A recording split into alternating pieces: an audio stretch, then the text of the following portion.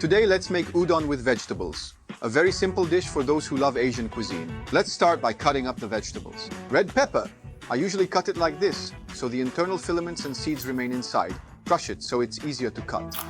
Then take his cousin, the yellow bell pepper. Then zucchini that we will first slice into rounds and then into sticks.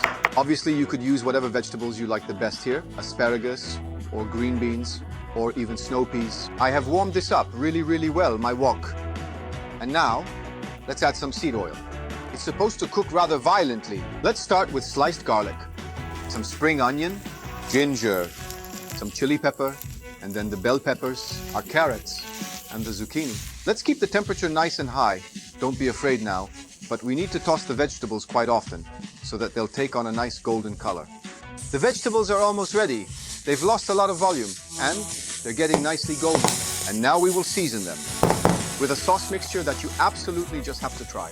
Start with soy sauce, to which we will add some sesame seeds that will then be toasted in the heat of the pan. Finally, we will add a chili sauce called sriracha, and then we will use our mixture to season our veggies. It's been 10 minutes and the vegetables are ready.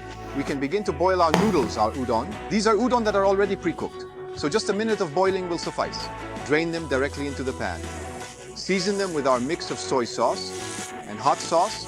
Add a few more sesame seeds and give it one last toss. And serve them immediately. Udon ready!